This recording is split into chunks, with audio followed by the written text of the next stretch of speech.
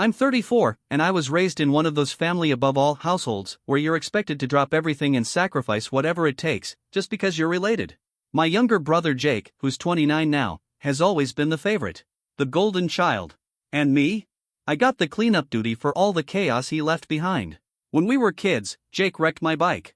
I got scolded, not him, for letting him use it, and then I had to hand over my allowance to help cover the repairs.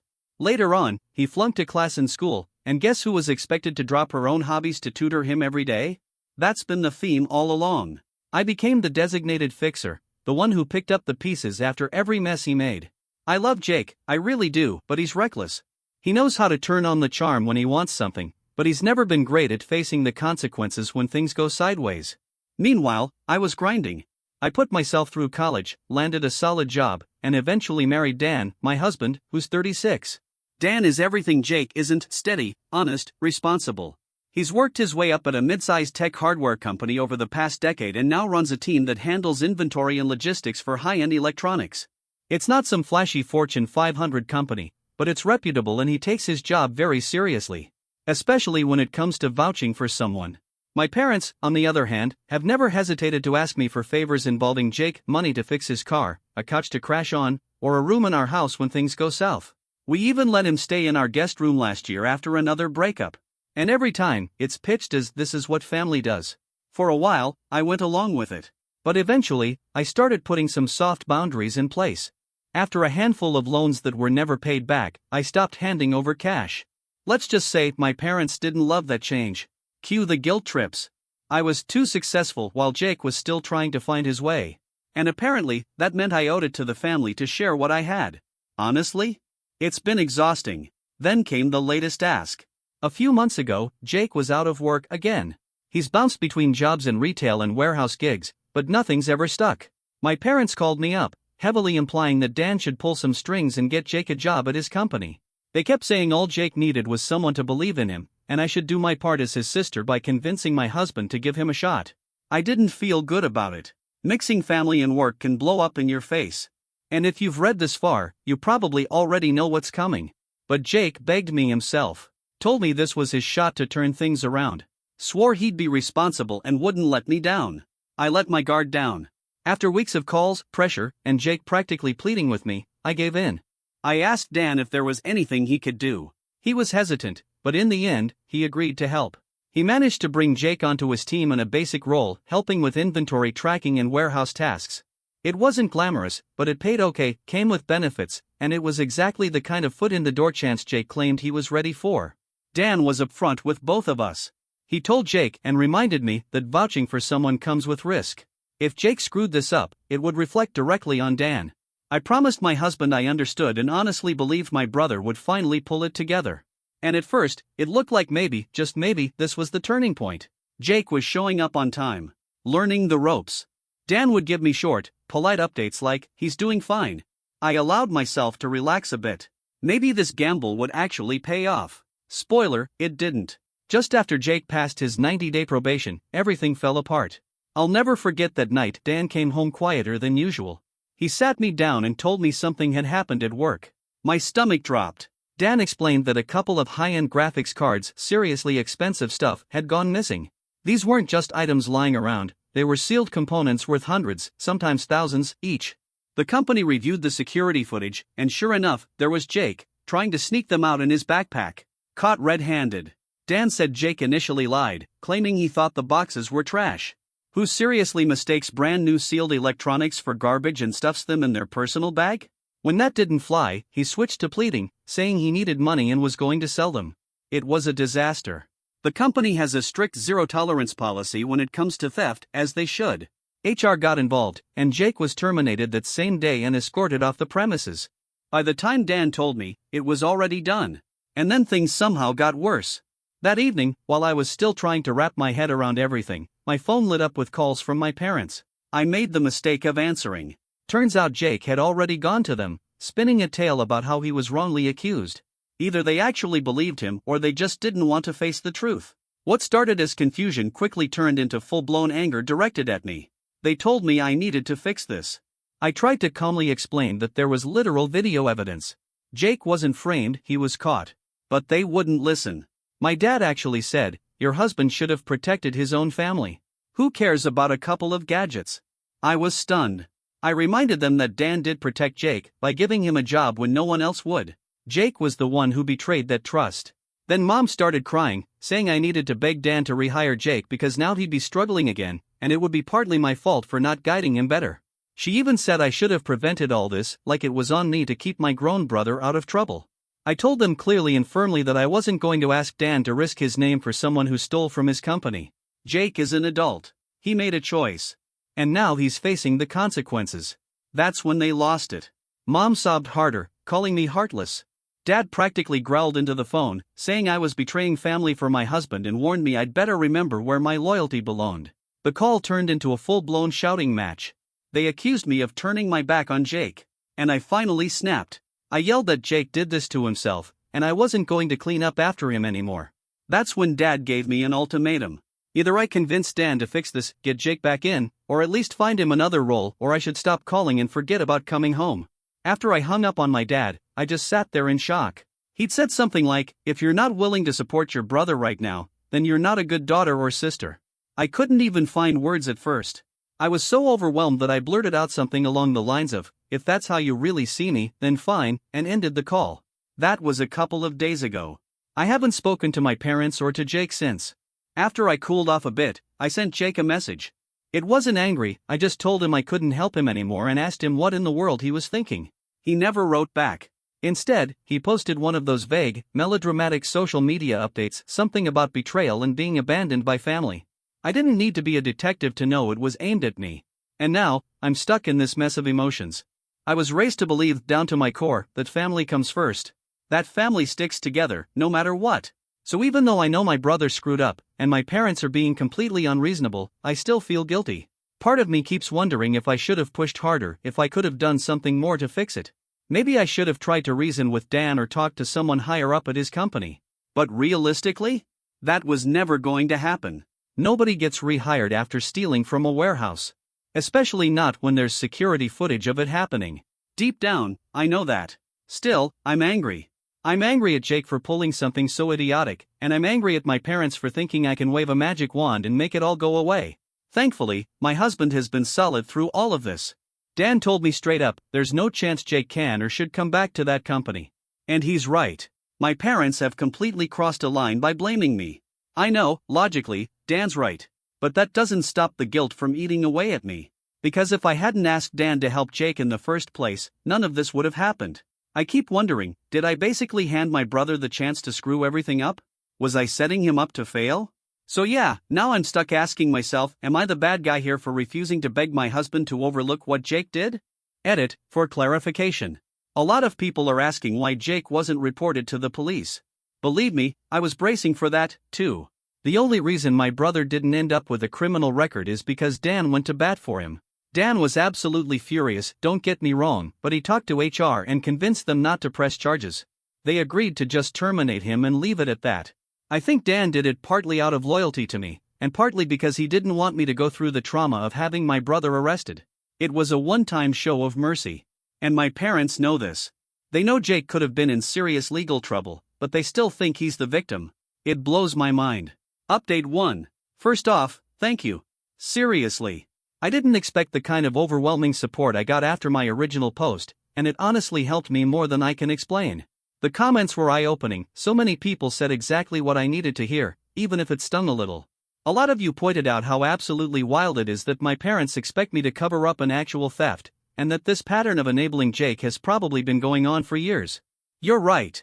It's been a slow build my whole life, and I've just been too deep in it to really see how bad it was. After I read through the responses, I couldn't stop thinking. I even remembered this one time, years ago, when Jake was still a teenager. He got caught shoplifting at the mall. My parents handled it quietly, they knew the store owner, so they smoothed it over. No police, no charges. I remember begging them to let Jake face the consequences so maybe he'd actually learn something. But of course, they didn't. He got grounded for a week, and that was it. They even told our extended family it was all a misunderstanding. And Jake? He learned that no matter how badly he messed up, Mom and Dad would clean it up behind him. That moment stayed with me. It was one of the first times I realized my parents were willing to bend reality just to protect him and that they'd expect me to go along with it. Anyway, Thanks to your comments, I've been able to reflect a lot. And yeah, the judgment was overwhelmingly not the a-hole, which I figured, but honestly, I still needed to hear it from unbiased voices. A lot of you talked about how I'd been forced into this fixer role my entire life. The person who always smooths things over, picks up the slack, shields everyone else. And I've come to accept that if I keep catching my brother every time he falls, he'll never learn to stand on his own. So I've made some changes. People asked if this affected Dan's job. Unfortunately, yeah, it did a bit. I asked Dan directly.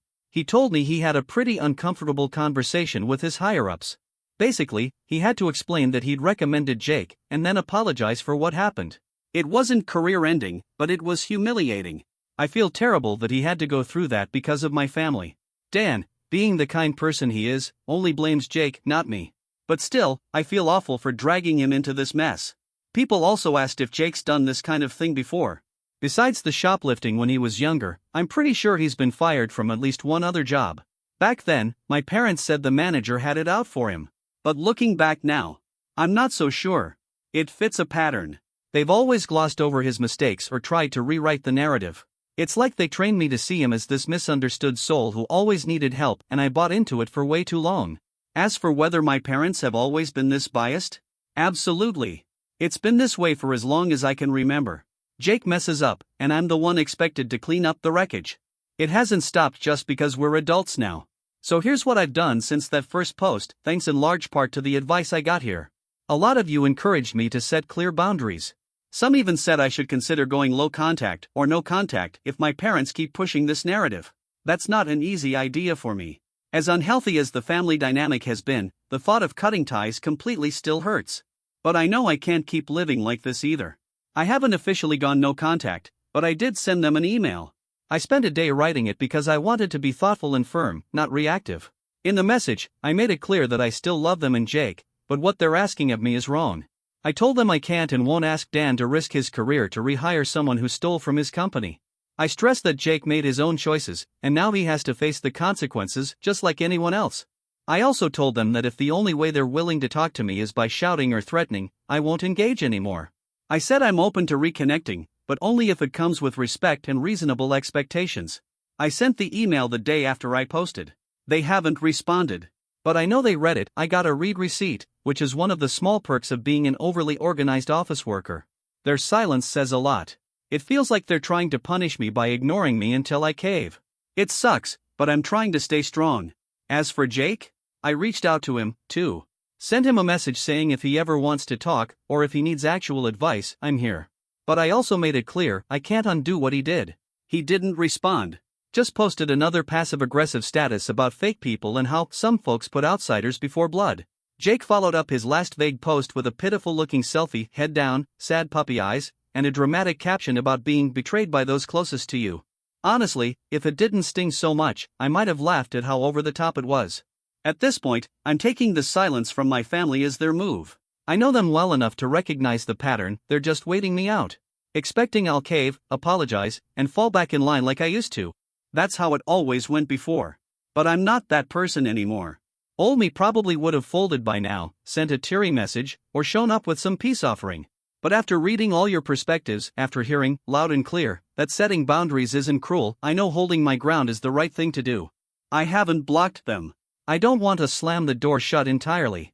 If they want to reach out like actual adults, I'm open to having a civil conversation. But I'm not going to chase after them. That era is over.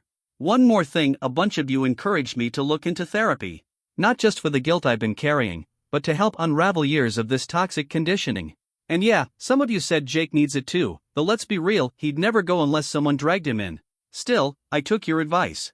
I started the process of finding a therapist for myself. Haven't landed on the right one yet, but at least the wheels are turning. So thank you for that push. Right now, everything feels like a tense standoff. I'm staying grounded, focusing on my mental health, and doing what I can to keep the peace in my own home. I do still hope my parents and Jake might come around eventually, but I'm not counting on it. I'm just bracing for whatever comes next. Update 2. I really wish I could say that the Cold War between me and my family ended on some kind of warm note, but no.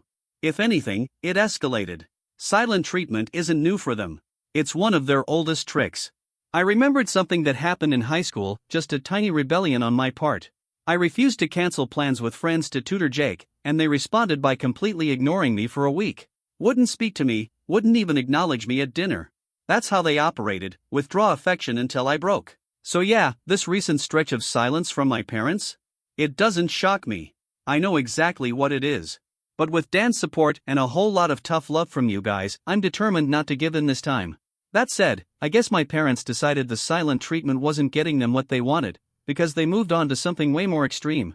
A few days ago, Dan came home from work looking visibly upset. At first, I thought maybe something happened with his team, but no. It was worse.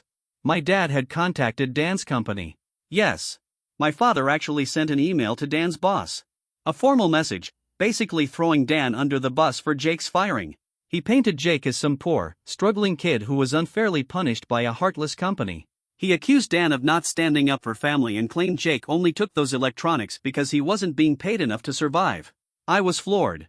Genuinely horrified. My dad downplayed the whole theft, calling it just a couple of gadgets. He tried to guilt-trip Dan's boss like he was part of some Lifetime movie plot. We're family, how could you let this happen? Thankfully, Dan's boss is a reasonable person. He called Dan directly, not to scold him, but just to say, please ask your father-in-law not to contact us again. He wasn't angry, more confused and slightly amused that someone would try to override corporate theft policies with a sob story. Dan apologized profusely and promised it wouldn't happen again. His boss chalked it up to eccentric family drama and left it at that. I can't even describe how furious I was. Who does that? What kind of father thinks it's okay to harass his daughter's husband's boss over a completely justified termination? That crossed a line I didn't even know existed. That night, I snapped. I fired off another email to my parents. This one was much shorter and far angrier than the first. I told them in no uncertain terms, if they ever interfere with Dan's career again, they'll be cutting themselves out of my life permanently. I told them if they had even a shred of respect for me, they'd back off right now. Truthfully, the damage may already be done. After sending the email, I called my mom. I was too mad to deal with my dad directly. She picked up, sounding tired and miserable, and acted like this was all my fault, that I'd forced them into these extreme measures. She said something like, they only contacted Dan's boss because you wouldn't help your brother. Like that somehow made it okay. She actually asked, what were we supposed to do? Just let him suffer? And that's when I realized we weren't even speaking the same language. She kept insisting they had no other option because I refused to step up, and I kept telling her that dragging Dan into it was crossing a massive boundary. She kept saying they were just trying to help Jake, and I pointed out that help always seems to mean demanding sacrifices from me or my husband. It was like talking to a brick wall. Eventually, I lost my cool. I told her if she couldn't see how messed up this all was, then I didn't know what else to say. And I hung up. Since then, it's been dead silent again. No reply to my email. No calls. Nothing. Well, except for Jake. The next day, I got a smug little text from him.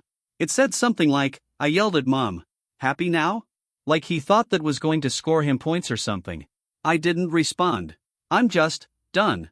The gall of him to let our parents fight his battles, to stay completely passive while they burned bridges on his behalf, and then act like I'm the villain for not fixing his screw-up? The lack of awareness is staggering. For now, I'm keeping the focus on my own home. Dan's been incredible. His job considers the matter closed, chalking the whole thing up to a rogue family member with zero professional boundaries. In the evenings, we make dinner together, we talk, we unwind. He's been reminding me over and over that I'm not the problem. I must have asked him 10 different ways if I was in the wrong. Every time, he just pulls me in and says the same thing, you're right. You're doing the right thing. I don't know what the future holds. Maybe my parents will keep pretending I don't exist unless I crawl back. Maybe another storm is around the corner. Either way, I'm preparing myself. Update 3. I really hoped things would settle down. But no. Instead, I got hit with one last emotional roller coaster, courtesy of my mother. Out of the two of them, Mom has always been the soft one. She avoids open fights and prefers the passive-aggressive approach. When Dad blew up at me as a kid, she'd come in later with that sad sigh and say, your father loves you. He's just disappointed. Then she'd nudge me to apologize or go along for the sake of peace. She never raised her voice. She just layered on the guilt until I gave in. A few days after my last update, she finally reached out.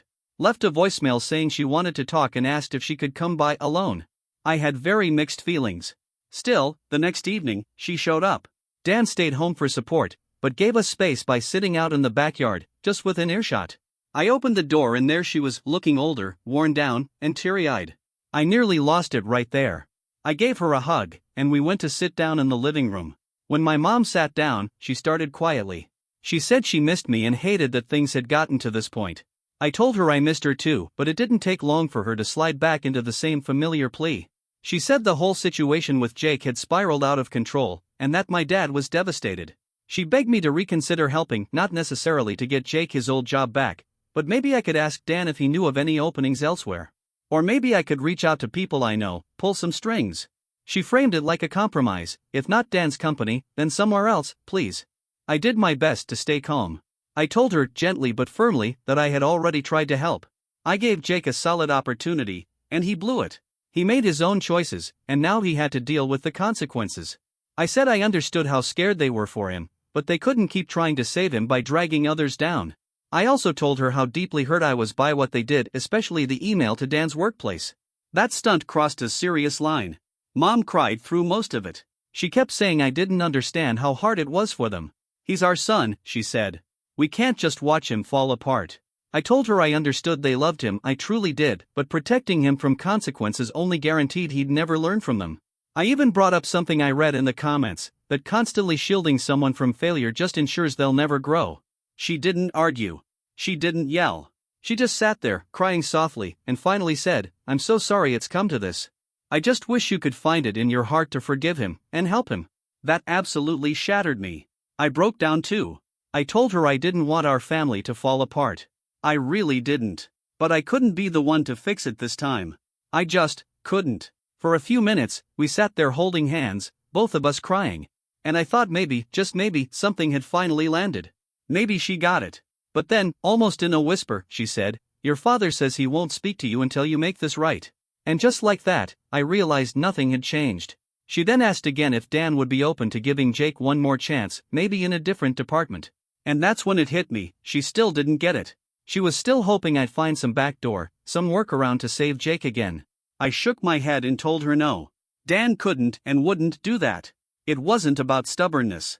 It wasn't a lack of forgiveness. It just wasn't possible or fair. Jake burned that bridge himself. I reminded her, again, that Dan already went out on a limb by vouching for Jake, and even protected him from getting criminal charges.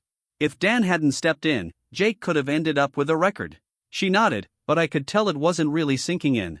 In the end, she said something that broke me again: "If you won't help at all, I don't know how to change your father's mind. He thinks you've turned your back on us." At that point, I was emotionally drained. I choked up and told her, "I'm sorry he feels that way, but I have to protect my own family now. I can't do what he wants." She looked at me for a long moment and quietly said, "We love you. I hope you'll reconsider." I walked her to the door. We hugged again, both of us crying. I told her I loved them too, and that my door would always be open if they ever want to talk. But only if it's not just another plea to fix Jake's life for them. She nodded, but didn't say anything more. Then she left. That was the last time I saw my mom in person. Since that visit, there's been nothing. No emails, no messages, no calls. Just silence again. It feels hollow. Unresolved. Like we're all stuck in our corners, waiting for the other to move. My dad hasn't reached out at all. He's apparently holding to his stance: he won't speak to me unless I make it right. My mom is heartbroken, but she won't go against him.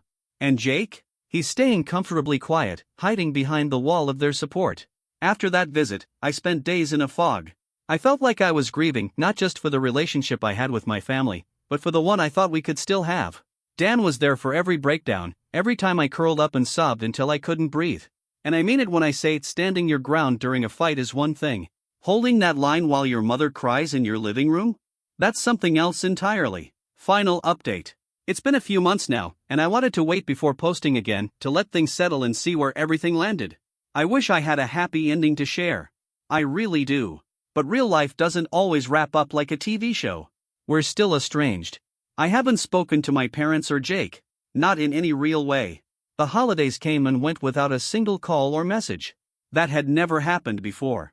Not once in my entire life. I'd be lying if I said it didn't hurt. One of those nights, I sat on the couch and ugly cried because I kept expecting my mom to call. But she never did. I've heard a few things through extended family.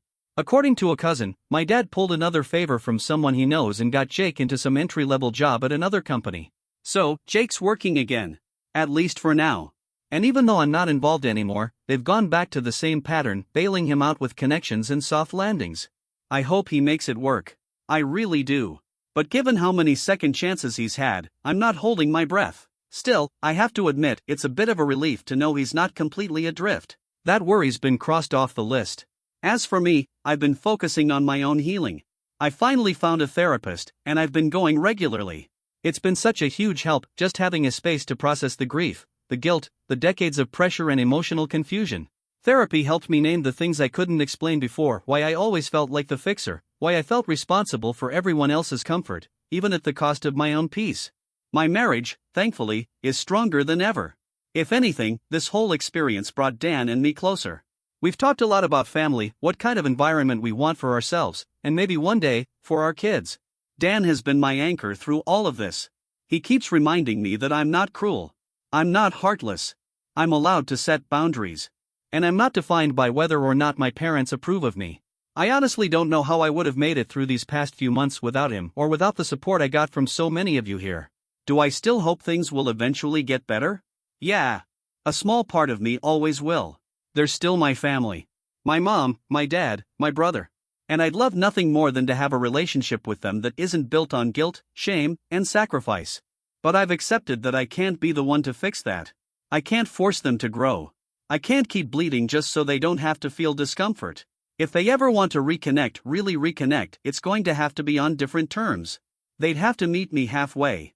And until they show they're ready to do that, I'm not moving. That's been the hardest thing to accept. But once I did, it brought me peace. If they never come around, I'll grieve that. I already am. But I'll be okay. My door is still open if they ever want to walk through it as people who see me, not just as someone they can use to patch their problems. Until then, I'm living my life. Rebuilding. Healing. And for the first time in a long time, choosing myself. To everyone who took the time to listen, to comment, to share advice or just offer kindness, thank you. From the bottom of my heart. I truly believe that without this space, without the clarity and validation I found here, I might have gone back to my old patterns. I might have folded. But instead, I held the line. And for once, I'm proud of that. I guess I'm the outsider now.